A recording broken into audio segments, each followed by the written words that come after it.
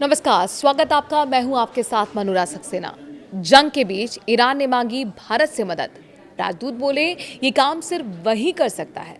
America और Iran के बीच ceasefire की खबरों के बीच भारत की कूटनीतिक भूमिका को लेकर बड़ा संकेत सामने आया है।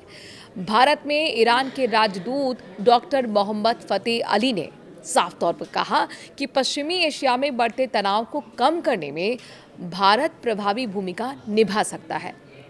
ये बयान ऐसे वक्त में आया है जब इजराइल, ईरान और अमेरिका के बीच हालात बेहद नाजुक बने हुए हैं। डॉक्टर फतेह अली के मुताबिक भारत एक भरोसेमंद देश है जिसकी सबसे बड़ी ताकत ये है कि वो गलतफहमियों को दूर करने और बातचीत का रास्ता खोलने की क्षमता रखता है। उन्होंने कहा कि भारत के पास पश्चिमी एशिया में तनाव घटाने की खास काबिलियत है। भारत के सभी पक्षों से मजबूत रिश्ते। विशेषज्ञों का मानना है कि भारत की स्थिति इस पूरे मसले में अनोखी है। भारत के ईरान, इजराइल और अमेरिका तीनों से अच्छे संबंध हैं। पीएम मोदी अमेरिकी नेतृत्व से भी लगातार बातचीत में हैं और इजराइल के साथ भी भारत के रिश्ते रणनीतिक स्तर पर मजबूत बने हुए हैं। वहीं ईरान के साथ भी भारत संवाद के पक्ष में हमेशा खड़ा रहा है। यही नहीं, खाड़ी देशों के साथ भी भारत के गहरे संबंध रहे हैं जो इस पूरे क्षेत्रीय तनाव में अहम भूमिका निभाते रहे हैं। और इस वजह से ये माना जा रहा है कि अगर कोई देश तीनों पक्षों के बीच भरोसे का पुल बन सकता है तो वो है भारत।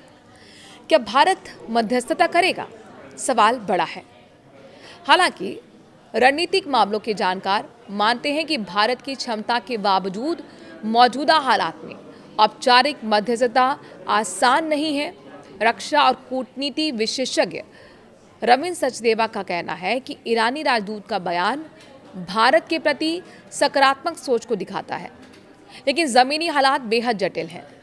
उनके मुताबिक राजदूत आमतौर पर जिस देश में तैनात होते हैं वहाँ के लिए सकारात्मक बयान देते हैं।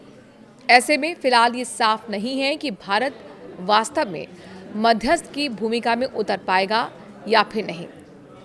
हालांकि पाकिस्तान की भी भूमिका चर्चा में है। इस पूरे घटनाक्रम में पाकिस्तान की भूमिका को भी हल्के में नहीं लिया जा सकता। अंतर्राष्ट्रीय मीडिया रिपोर्ट्स के मुताबिक पाकिस्तान की सैन्य नेतृत्व और ईरान के बीच बैक चैनल संपर्क की चर्चाएं सामने आई हैं। बताया जा रहा है कि सऊदी अरब और पाकिस्तान के बीच हुए औपचारिक रक्षा समझौते को लेकर भी क्षेत्रीय समीकरण बदल रहे हैं। अगर सऊदी ठिकानों पर हमले होते हैं तो पाकिस्तान पर प्रतिक्रिया का दबाव बनता है और इसी दबाव का संदेश ईरान तक पहुंचा दिया गया है। अमेरिका का दबाव और युद्ध है जारी। वहीं दूसरी ओर देखिए कि अमेरिका की रणनीति ईरान पर दबाव बढ़ाने की दिखाई दे रही है। हालांकि कुछ इलाकों में हमलों पर रोक की बात सामने आई है, लेकिन ज़मीनी हकीकत ये है कि सैन्य तैयारियां जारी हैं। अमेरिकी सैन्य टुकड़ियों की तैनाती, एयर और मरीन मूवमेंट इस बात का संकेत है कि हालात अभी पूरी तरह शांत नहीं हुए हैं।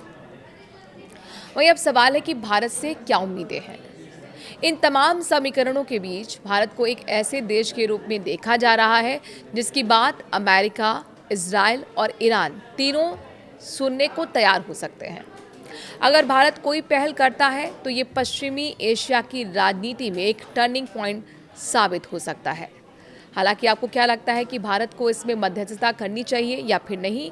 अपनी राय कमेंट के जरिए ज़रूर दीजिए। तो वहीं इस बीच एक खबर ये भी निकल कर आई कि प्रधानमंत्री नरेंद्र मोदी को बाकायदा अमेरिका के राष्ट्रपति डोनाल्ड ट्रंप की तरफ से जंग के बीच कॉल आया, फ़ोन पर बातचीत हुई और उन्होंने स्ट्रेट ऑफ हॉर्मूज को लेकर अपनी बात रखी थी, जिस पर भारत ने सहमति इसको लेकर जताई है कि स्ट्रेट ऑफ हॉर्मूज अंतर्राष्ट्रीय जहाज़ों के लिए खुला रखा जाना चाहिए।